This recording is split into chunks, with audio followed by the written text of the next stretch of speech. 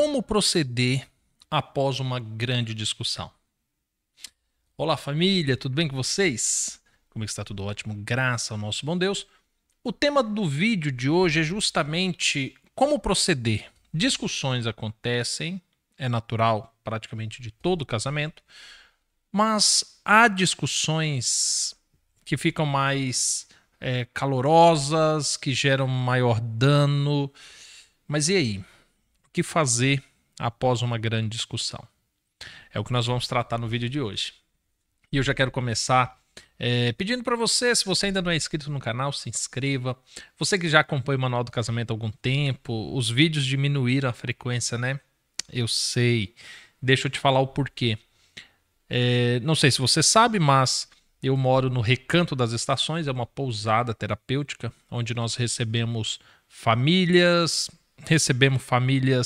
destruídas e fazemos terapia, temos momento de espiritualidade aqui também, tudo gratuito, tá bom?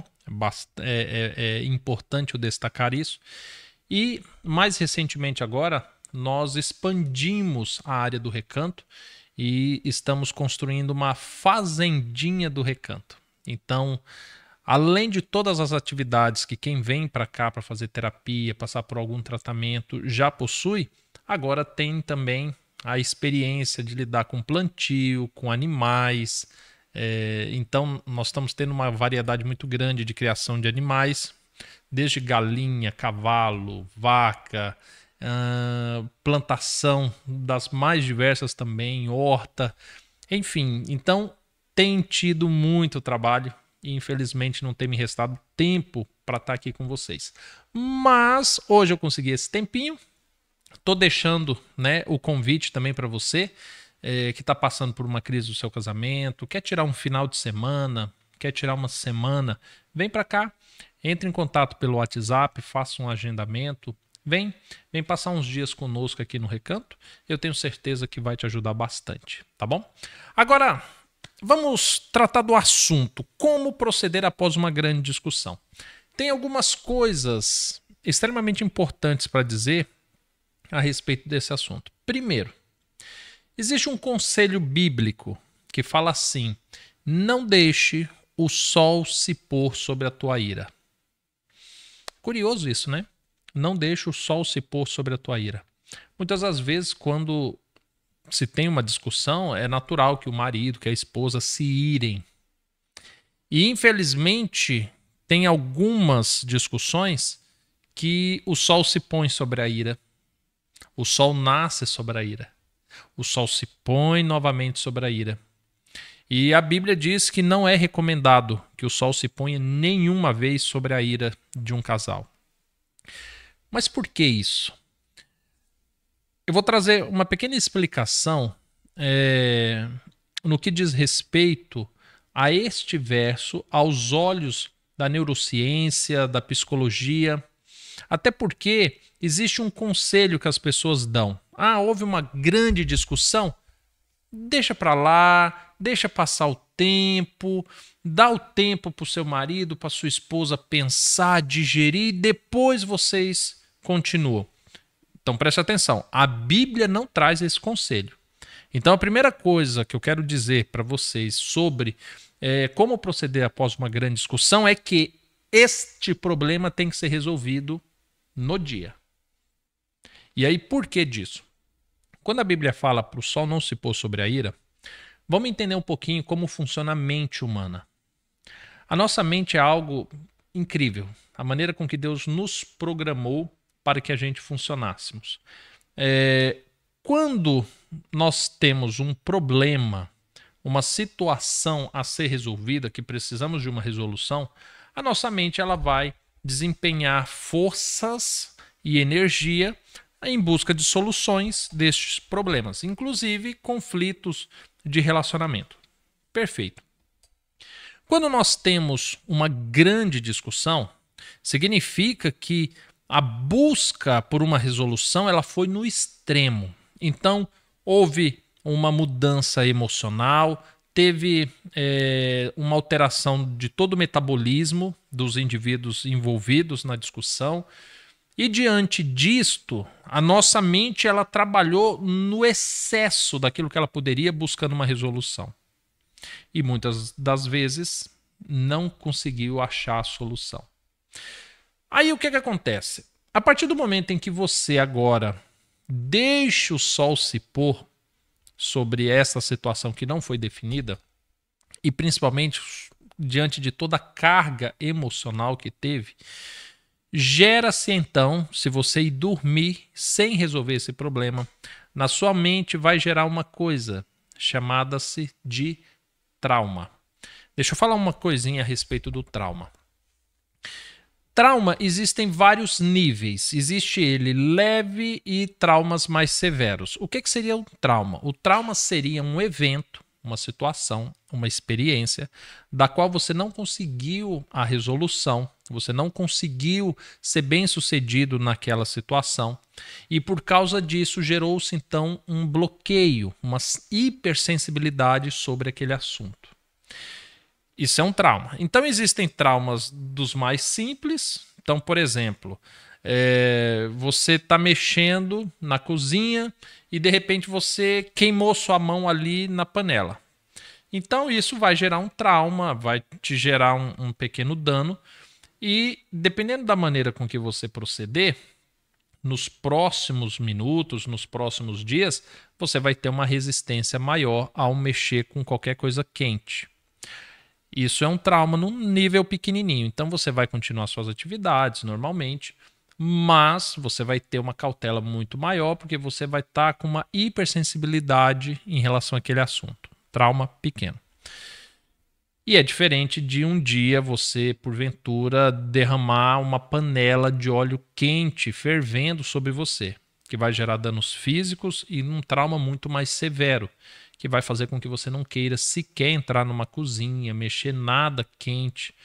Ou seja, existem níveis diferentes de trauma. Então, quando eu falo para você que um problema não resolvido diante de uma discussão e isso estende-se para o dia seguinte, isso gera um trauma, nós estamos falando de um trauma leve até o momento.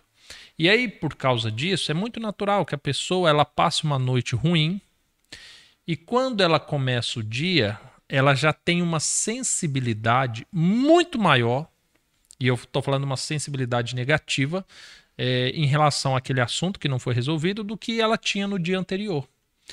E por que disso? Porque a nossa mente agora ela começa a trabalhar de outra forma.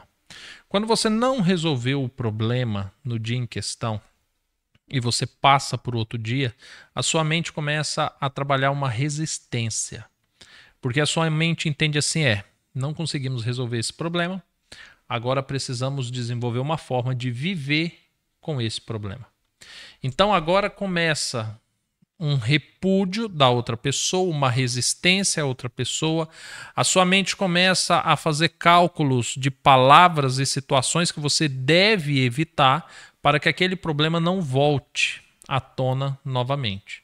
E aí agora o seu modo de operar muda.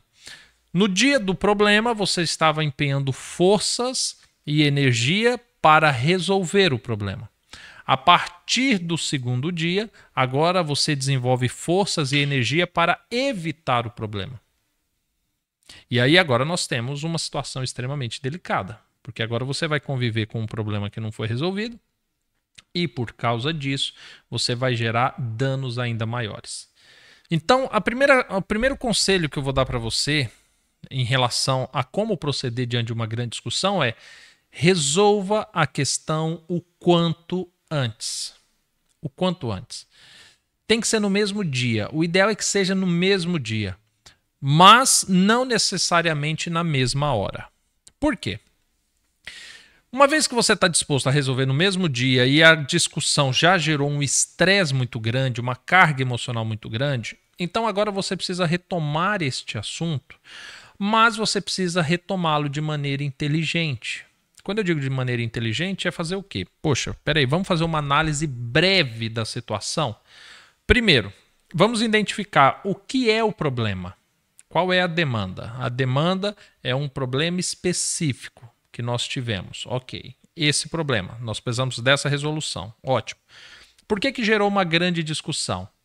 Porque levou-se em conta situações paralelas que não eram lá tão importantes. Levou-se em consideração a carga emocional. A carga emocional pode ter se elevado por causa do local, do horário, da circunstância em que vocês estavam discutindo. Eu explico. Se você vai discutir um assunto, por exemplo, na frente dos filhos, você pode em algum momento mexer com o orgulho do seu esposo ou da sua esposa, fazendo com que o outro gere uma resistência tão grande que ela já não quer resolver o assunto, ela quer se exibir para o filho, quer mostrar que tem autoridade, quer mostrar que tem respeito. Ou seja, você criou um elemento problemático dentro do seu problema que não vai te ajudar a resolver. Então, peraí, agora que vocês vão conversar de novo, que não tenha a presença do filho. Vocês discutiram porque vocês estavam na mesa do almoço. Então, seu marido ou sua esposa estavam com alguns problemas, alguns estresses, alguns compromissos que não conseguiram cumprir na parte da manhã. Então, a pessoa já estava preocupada, ela já estava sobrecarregada e você trouxe o assunto no momento onde ela estava extremamente vulnerável devido à fome, e fome aumenta o índice de estresse. Estava no momento que ela estava sobrecarregada com outras coisas, ela estava dividindo energia porque ela precisava achar resoluções para outros problemas já existentes.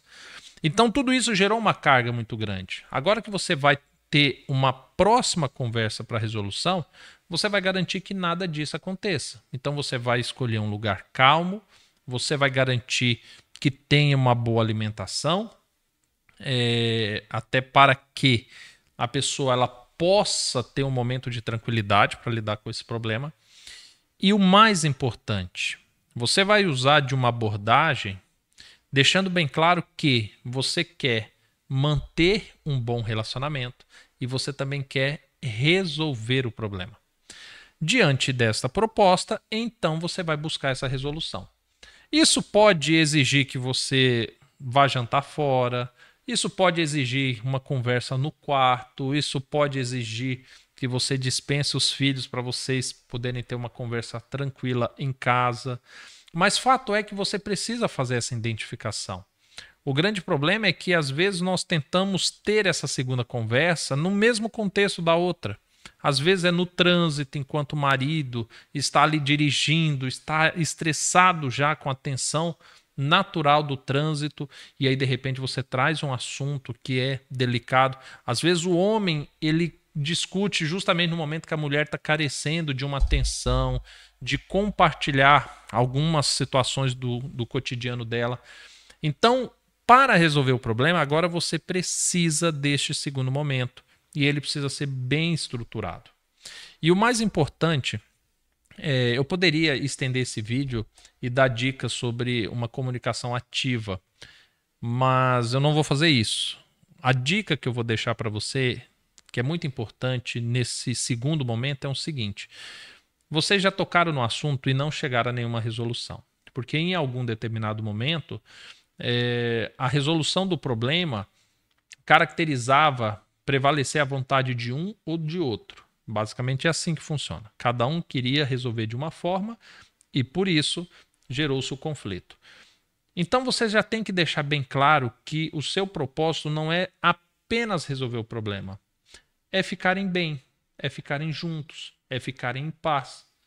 E aí, diante disso, naturalmente, você vai usar de argumentação, mas você vai ter que estar disposto a ceder, a ter um posicionamento acolhedor, até para que você tenha o desenrolar desse segundo momento mais tranquilo do que você teve no primeiro.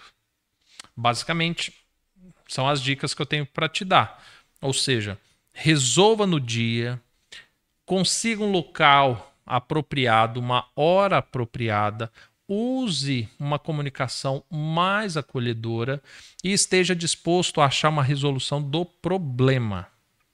Basicamente é isso. É assim que você deve proceder diante de uma grande discussão. Houve ofensas, houve desrespeito, Independente se você acha que desrespeitou ou não, se a pessoa se sentiu desrespeitada, se a pessoa se sentiu ofendida, comece pedindo perdão, comece reconhecendo o seu erro. Você não precisa justificar o teu erro, você não precisa apontar o erro do outro para validar o seu. Reconheça o seu erro, reconheça o seu destempero e se dispõe agora a resolver de uma maneira mais tranquila. Beleza? Basicamente é isso. Existem variáveis de situações, mas naturalmente nós não conseguiríamos explanar todas elas aqui nesse vídeo, tá bom? Mas se tiver dúvidas, pode me chamar aqui no WhatsApp. O que eu conversei com você, né, a respeito do Recanto das Estações, que se você desejar vir também, agende a sua visita também pelo WhatsApp. Se você quiser adquirir um dos nossos livros, também pode chamar pelo WhatsApp. E no mais, eu creio que nós nos veremos num próximo vídeo. Fiquem todos com Deus e nos vemos num próximo vídeo. Até mais, tchau, tchau.